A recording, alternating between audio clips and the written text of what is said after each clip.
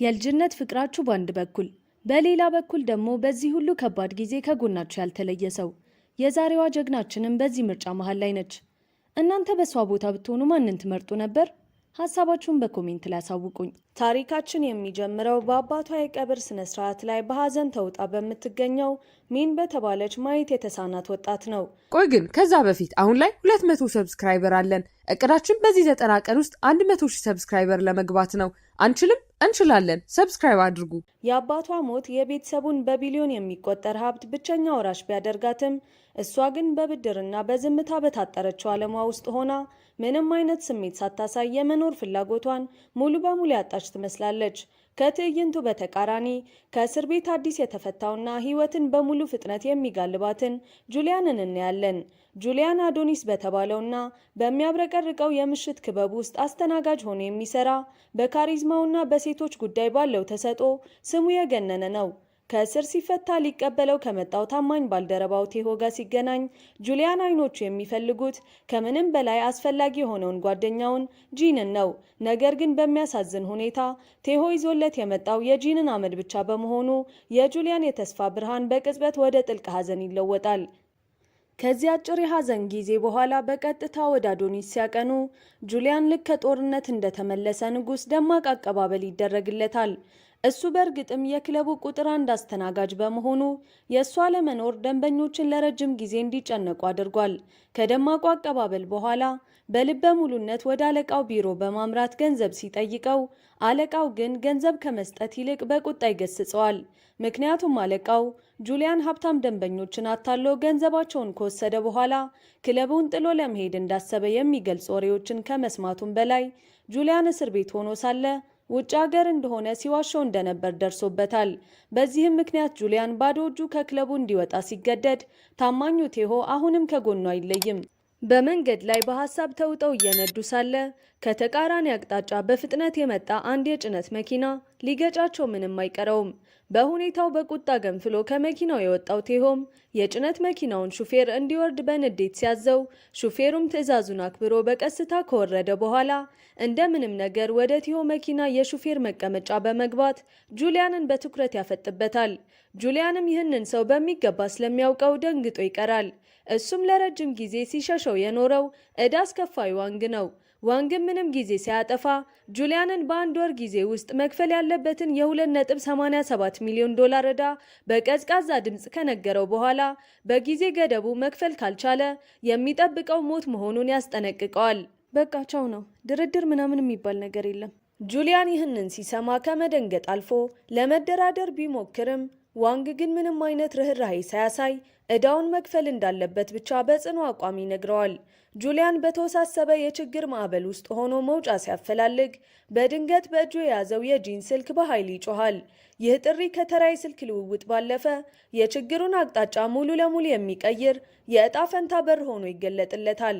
በስልኩ መስመር ላይ ያለው የጂን አባት ጠበቃ ሲሆን ስለ ውርስ ጉዳይ ለመነጋገር መደወሉን ሲገልጽለት የጁሊያን አእምሮ በአዲስ ስስት ተነሳስቶ ስለ ጂን ቤተሰብ ዝርዝር መረጃዎችን ለማግኘት በስልኩ ውስጥ በጥልቀት መመርመር ይጀምራል።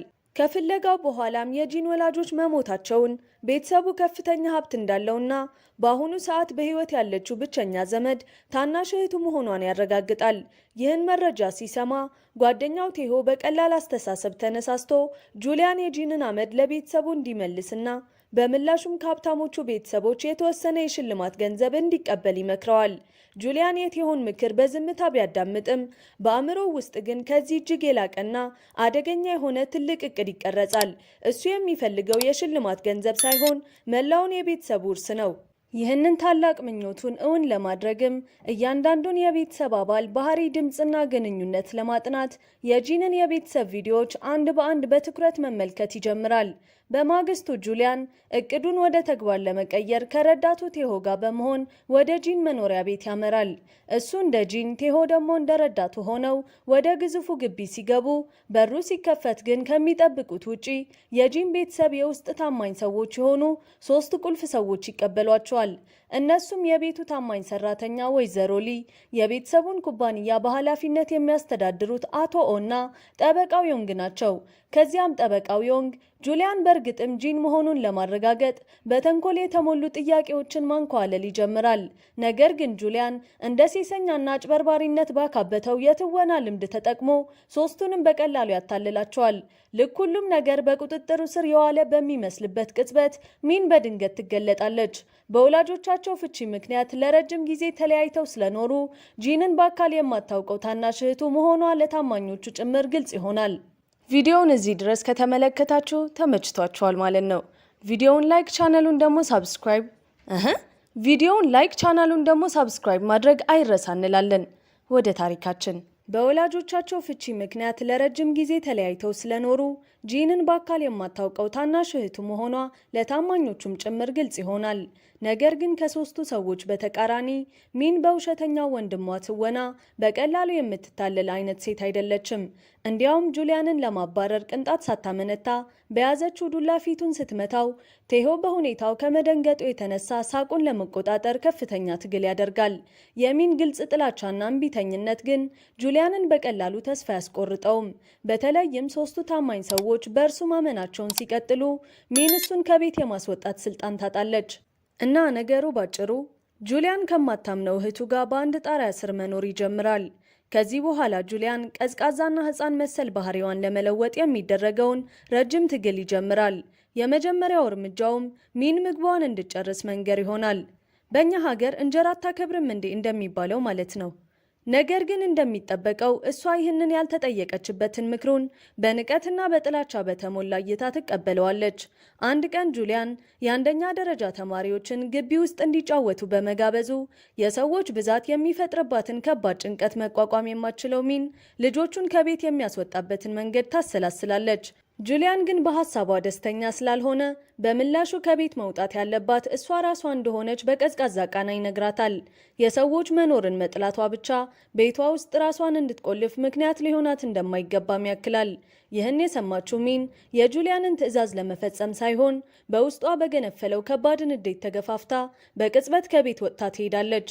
ጁሊያን እሷን ለመከታተል ከኋላዋ ሲከተላት ሳያውቅ እሱ ራሱ በዋንግ ክትትል እየተደረገበት መሆኑን አያስተውልም። ዋንግም ጁሊያን ሚንን እንድታምነው ለማድረግ ምን ያህል ተጨንቆ እንደሚጥር ከርቀት ሆኖ ይታዘባል። ጁሊያን በቃላት ሊያሳምናት ቢሞክርም ወንድሟ ይህን ሁሉ ጊዜ ብቻዋን ጥሏት እንደሄደና በሚያስፈልጋት ወሳኝ ቅጽበት ሁሉ ከጎኗ ሆኖ እንደሚያውቅ በምሬት ከነገረችው በኋላ ምንም ምላሽ ሳትጠብቅ በቁጣ ጥላው ትሄዳለች። የጁሊያን ጊዜ እያለቀበት ስለሆነ ሚንን እንዲሁ እንድትሄድ መተው እንደማይችል ይገነዘባል። በመሆኑም እሷን ለማሳመን የባቡር ሀዲዱን ተከትሎ ይሄዳል። ከጥቂት ደቂቃዎች በኋላ እየቀረበ ያለ የባቡር ድምፅ ሲሰማ በድንገት አንድ ጨለማ ሀሳብ አእምሮውን ይወረዋል። እሷን በባቡሩ እንድትገጭ በመተው ከሞተች የጂን ቤተሰብ ውርስ በሙሉ ብቻውን እንደሚወርስ ያስባል። ሰውየው እኮ ሰይጣን ነው። ባልተጠበቀ ሁኔታ ግን ባቡሩ እየቀረበ ሲመጣ ሚን በለቅሶ እንድትሞት እንዲተዋት ብትለምነውም ጁሊያን ለጥያቄዋ ምላሽ የሚሰጠው ባቡሩ ሊመታት ጥቂት ቅጽበታት ሲቀሩት ከሀዲዱ ላይ በኃይል በመጎተት ነው። በዚያኑ ቀን ምሽት ጁሊያን እርዳታ ለመጠየቅ ወደ ቴሆ ከደወለ በኋላ በማግስቱ ቴሆ ያለምንም ችግር ጁሊያን ያዘዘውን ነገር ይዞለት ይመጣል። ይኸውም ጁሊያን ለሚን በስጦታነት ሊሰጣት ያቀደው ዱላና የመርዝ እንክብሎች ናቸው። እንዴ ዱላና መርዝ? ይሄ ምን አይነት ስጦታ ነው? እረ ጎበዝ! ከዛም ጁሊያን ሚንን ይዟት ወደ ምሽት ገበያ ከወጣ በኋላ መሞትን ስለምትፈልግ እሱም የምትፈልገውን እንድታገኝ ሊረዳት እንደሚችል በመግለጽ የመርዝ እንክብሎቹን በስጦታ እንደሚሰጣት ምንም እንዳልሆነ አድርጎ ይነግራታል። ይህ ንግግሩ ሚንን በግልጽ ቢያስደነግጣትም ቀልዱ እንደሆነ በመንገር ያረጋጋታል።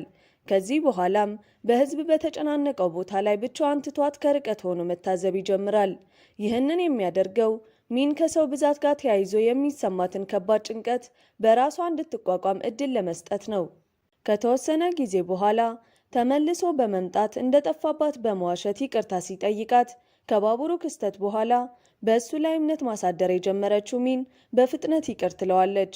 ጁሊያንም ሁሌም እንደሚጠብቃት ሲነግራት ቃሉን ሙሉ በሙሉ ታምነዋለች። በመቀጠልም አብረው የድራማ ትርኢት ለማየት ይወስናሉ። በትዕይንቱ መሃል ግን ሚን የወንድሟን እውነተኛ ገጽታ ለማወቅ በመፈለጓ በድንገት የጁሊያንን ፊት በእጆቿ ትነካቸዋለች። ከዛም የጁሊያን ፊት እሷ በሐሳቧ ከሳለችው የወንድሟ ምስል ፈጽሞ የተለየ እንደሆነ በግልጽ ትነግረዋለች።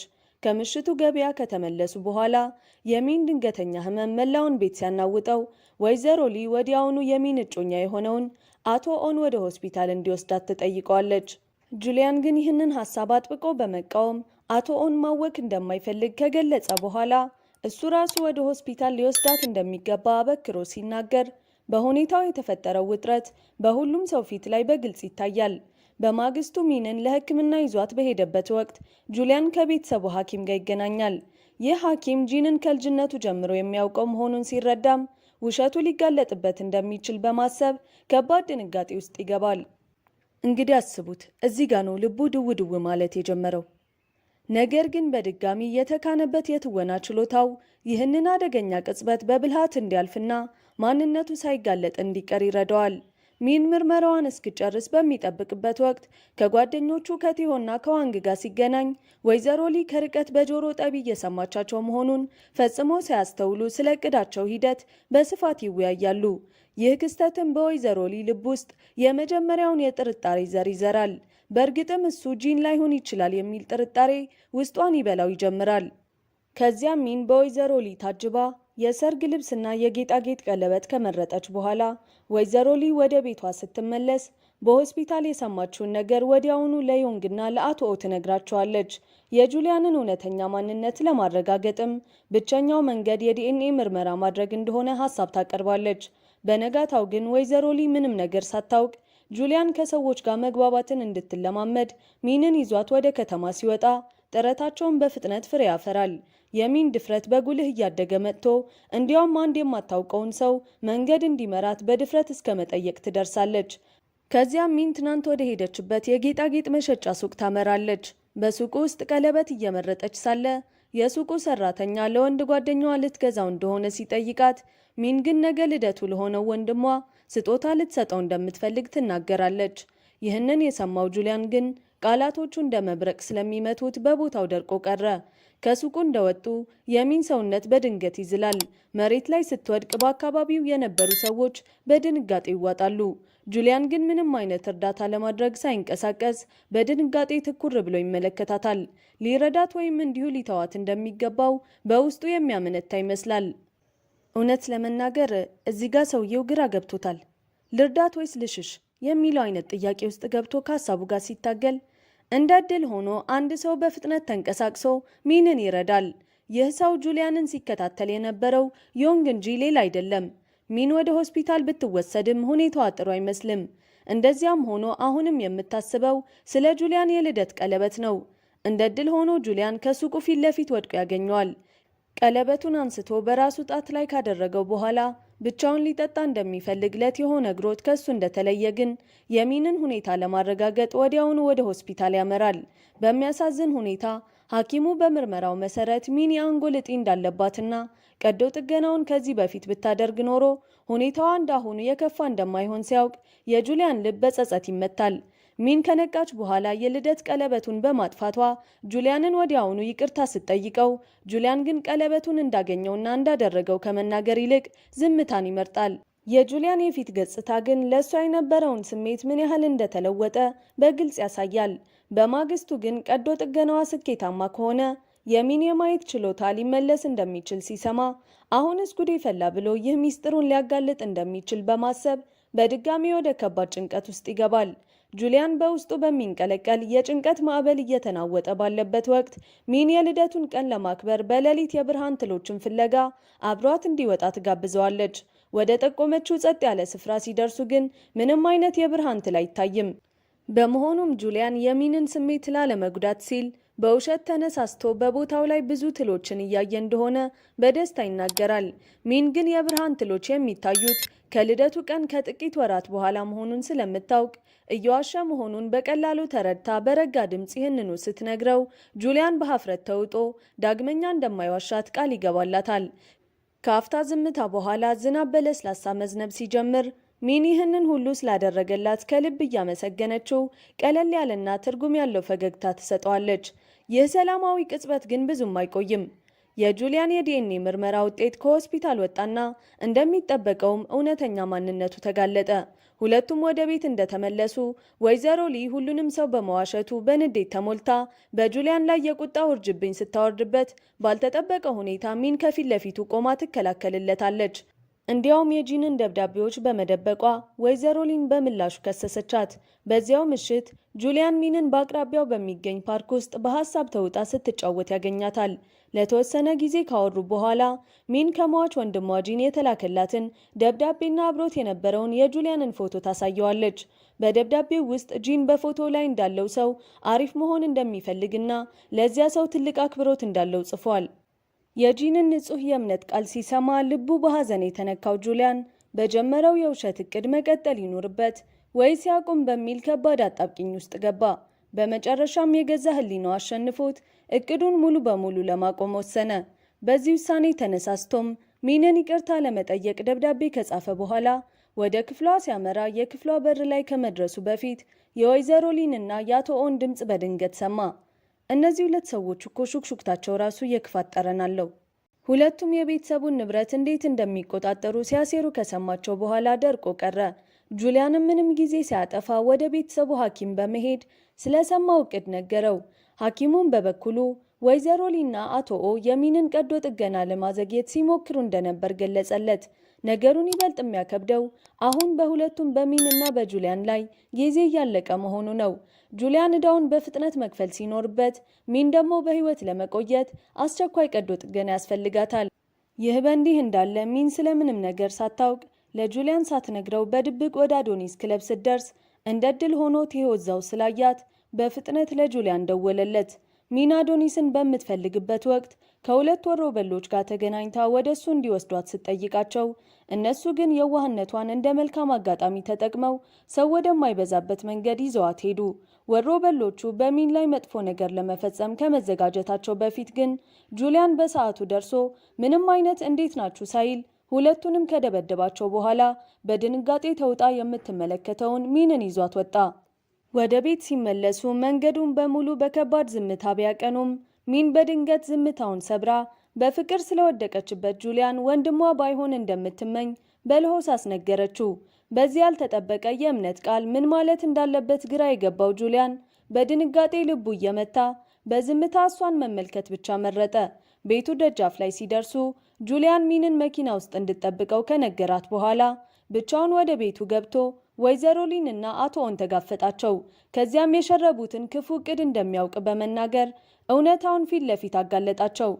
እነሱ ግን ከፊታቸው የተደቀነው አደጋ አይተው እንኳን በማይናወጥ እርጋታ ሲመልሱለት ወይዘሮ ሊ መርዝ የተቀባ በሚመስል ለስላሳ አንደበቷ ጁሊያን ከነሱ የተሻለ እንዳልሆነና ይህንን ሁሉ ጊዜ ሚንን ሲያታልላት እንደነበር ነገረችው። ሶስቱም የሚያውቁት ነገር ቢኖር ንግግራቸውን ከበር ጀርባ ሆና የምትሰማው ሚን ስታምናቸው የነበሩት ሰዎች የሚፈልጉት የቤተሰቧን ንብረት ብቻ መሆኑን ስትረዳ ክህደቱ ልቧን ሰነጠቀው። እስኪ ያስቡት፣ የገዛ ቤተሰብህ ብለህ ያመንከው ሰው በሙሉ ለገንዘብህ ብሎ ሲተውህ መስማት ምን አይነት ከባድ ስሜት እንደሆነ። በድንጋጤና በሐዘን እየተንቀጠቀጠች ከቤት እየሮጠች ስትወጣ ጁሊያን መኖሯን የሚያስተውለውም በዚሁ ቅጽበት ነበር። ጁሊያን በድንጋጤ ተከትሏት ሲወጣ ከኪሷ ውስጥ እሱ የሰጣትን የመርዝ እንክብል አውጥታ ልትወጣው ስትሞክር ያገኛታል። በዚህም ጊዜ ምንም ሳያስብ በድንገተኛ ስሜት ተገፍቶ በፍጥነት ከድርጊቱ አስቆማት። ሚን በእንባ በታጠቡ አይኖቿ እየተመለከተችው ስለ እውነተኛ ማንነቱ ስትጠይቀው ጁሊያን መልስ ከመስጠቱ በፊት እሷ ራሷ ለጥያቄዋ መልስ ሰጠች። እሱ ጂንን መስሎ እንደሚተውን አስቀድማ ታውቅ እንደነበር ስትገልጽለት ፊቱ ላይ ከባድ የድንጋጤ ስሜት ተነበበ። ታውቅ ነበር? እውነትም ሴት ነች። እሱ ማን መሆኑ ምንም ለውጥ እንደማያመጣና እንደሚጠብቃት ሊያሳምናት እየሞከረ ታማኝነቱን ለማረጋገጥ የመርዙን እንክብል ከእጇ ተቀብሎ በገዛ እጁ አጠው። በማግስቱ ጠዋት የምግብ ክፍሉ በከበደ ሀፍረት ስሜትና በጸጥታ ተሞልቷል። ሚን ምግብ አዘጋጅታ ሁሉንም ለቁርስ አንድ ላይ ትሰበስባቸዋለች። ከዚያም ጠበቃውን ጠርታ የፍርዷ ማሳያ የሆኑ ፖስታዎችን ለወይዘሮ ሊ፣ ለአቶ ኦና ለጁሊያን እንዲያድል ትጠይቀዋለች። ፖስታዎቹ ምስጋና እንዲያዙ ብትነግራቸውም እንደውም ትወናቸው እንዳበቃና ከፊቷ መተወናቸውን እንዲያቆሙ በማሳሰብ ከቤቷ እስከሚወጡ ድረስ የሚፈልጉትን ሁሉ እንደምትሰጣቸው ቃል ገባችላቸው። በእነዚህ ደቂቃዎች ውስጥ በወይዘሮ ሊና በአቶ ኦ ላይ የቁጣ እሳቷን ስታንጸባርቅ፣ በጁሊያን ላይ ግን አንድም የክስ ቃል አላወጣችም። በዚህ የተበሳጨችው ወይዘሮ ሊ ጁሊያንን ጥግ ላይ ስትወቅሰው ሚን ንግግሯን በማቋረጥ እሷ በፍቅር የወደቀችው ጁሊያን ተብሎ በሚታወቀው ወንድሟ መሆኑን በድፍረት ተናገረች። ሁሉም ነገር ካለቀ በኋላ ጁሊያን ሚንን ጥሏት ሲሄድ በመካከላቸው የተፈጠረውን ነገር ሁሉ እንዲረሳውና ከዚህ በፊት ተዋውቀው እንደማያውቁ እንዲቆጥር ትጠይቀዋለች። ከዚያ ሚን በትልቁ የቤተሰቧ ቤት ውስጥ ከትዝታዎቿ ጋር ብቻዋን ቀረች። ወደ ጂን ክፍል ገብታ የሙዚቃ አሻንጉሊቱን ስታገኝ እንባዋ በጉንጮቿ ላይ ያለማቋረጥ እየወረደ ከአሻንጉሊቱ ጋር ትጫወታለች። ከተወሰነ ጊዜ በኋላ ጁሊያን ወደ ቀድሞ ህይወቱ ይመለሳል። አስተናጋጅ ሆኖ እየሰራ ለዋንግ ያለበትን ዕዳ ግን አሁንም አልከፈለም። ይሄ ልጅ ዕዳ መክፈል አይወድም መሰለኝ። ከውጫዊ ግድ የለሽ ህይወቱ በስተጀርባ ግን የሚንን ትዝታ ከአእምሮው ሊያወጣው አልቻለም። በመሆኑም ሚን ለቀዶ ጥገና በምትዘጋጅበት ወቅት ጁሊያን በድብቅ ወደ ዮንግ በመሄድ ከሚን የተቀበለውን ገንዘብና ለሷ የጻፈላትን ደብዳቤ መልሶ ሰጠው። ይህንንም ከቀዶ ጥገናው በኋላ ስትነቃ እንዲሰጣት በጥብቅ ጠየቀው። ከዚያ በኋላ ሚን የሰጠችውን ቀለበት ወርውሮ ጣለው። ዮንግ ግን የገባለትን ቃል በማጠፍ ከቀዶ ጥገናው በፊት ወደ ሚን በመሄድ ከጁሊያን የተላከላትን ደብዳቤ ሰጣት። በተጨማሪም የቀዶ ጥገናዋን ዝግጅት ያደረገው ጁሊያን መሆኑን ገለጸላት። ይህንን ስትሰማ በሚን በሐዘን ተውጦ በነበረው ፊት ላይ የተስፋ ፈገግታ ጭላንጭል ታየ። ጁሊያንን በድጋሚ ለማየትም በልቧ ጓጓች።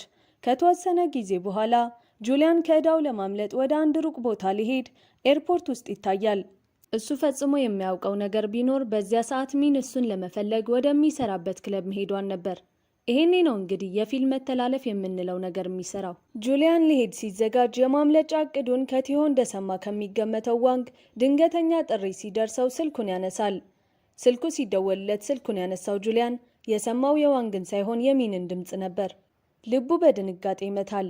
ያ ያልተጠበቀው ለረጅም ጊዜ ሲናፍቀው የነበረው የሚን ድምፅ በቅጽበት ዓለሙን ያናውጠዋል። ምንም ማሰብ ሳይችል ጁሊያን እግሩ ከሚመራው በላይ ልቡ እየገፋው ሚንን ለማግኘት ከአውሮፕላን ማረፊያው ይወጣል። ሚን በበኩሏ በዚህ ሁሉ ጥንቅጥ ውስጥ የፍቅሯ መገለጫ የሆነው ድምጿ ጁሊያንን ወደ ሞት ወጥመድ እየጠራው መሆኑን ስላልተረዳች በንጹህ ልቧ የእሱን መምጣት ትጠባበቃለች። የጁሊያን ዕዳ የሚከፈልበት የጊዜ ገደብ እየተሟጠጠ በስምምነታቸው መሰረት ህይወቱ በሞት የምትለወጥበት ሰዓት ቀርቧል። በዚህ ወሳኝ ወቅት ሚን በቅርቡ አይኗ ላይ ከባድ ቀዶ ጥገና እንደምታደርግ ለዋን ትገልጽለታለች። ይህ ቀዶ ጥገና ካልተሳካ ዳግም ላታዩ ስለምችል ከዚህ የመጨረሻ እድል በፊት ጁሊያንን ማግኘት ለእሷ የህይወትና የሞት ጉዳይ እንደሆነ ትናገራለች። ዕዳው የሚከፈልበት ሰዓት እያለፈ ሲሄድ ጁሊያን በመጨረሻው ቅጽበት ሚንና ዋንግ ወደሚጠብቁት ቦታ ደረሰ። ልክ እንደደረሰም ከሚን ጋር ለመነጋገር ጥቂት ተጨማሪ ደቂቃዎችን እንዲሰጠው ዋንግን ቢለምነውም ዋንግ ግን በምህረት የለሽ ቅዝቃዜ ጥያቄውን ውድቅ ያደርገዋል። ይልቁንም በቅጽበት ጁሊያንን ደጋግሞ በመውጋት ህይወት አልባ አካሉ ከእግሩ ስር እንዲወድቅ አደረገው። ጁሊያን እየሞተ መሆኑን ስትረዳ ሚን በድንጋጤ የምትይዘውን አጥታ የሰውን እርዳታ ለማግኘት በሙሉ ኃይሏ ብትጮህም በሚያሳዝን ሁኔታ ሁሉም ነገር ረፍዶ ነበር። ጁሊያን በመጨረሻ እስትንፋሱ የሚንን እጅ ይዞ እንደሚወዳት ከነገራት በኋላ እሷን በሐዘን ተውጣ በእንባ ተራጨች። ጊዜው አልፎ በፊልሙ መገባደጃ ላይ የሚን የአይን እይታ በቀዶ ጥገናው ሙሉ በሙሉ ተመልሶላት የጁሊያንን ደብዳቤ ስታነብ እናገኘዋለን። በደብዳቤውም ውስጥ ጁሊያን ለእሷ የነበረውን ጥልቅ ስሜቱን በሙሉ ይናዘዝላታል። ይህን ካነበበች በኋላ ሚን በበረዶ መሃል እየሮጠች የወንድሟን ትውስታ ስታስታውስ ከቆየች በኋላ አንድ ትልቅ ዛፍ ስር ትቆማለች። ከዚያም አይኖቿን ለጥቂት ጊዜ ከጨፈነች በኋላ የአንድ ሰው መኖር ሲሰማትና አይኖቿን ዳግም ስትገልጥ ጁሊያን ከፊት ለፊቷ ቆሞ ታይዋለች። ሀሳብ አስተያየታችሁን ኮሜንት ላይ ጻፉልን። እዚህ ጋር የምትመለከቱትን ቪዲዮ ማየት እንዳትረሱ። ይመቻችሁ።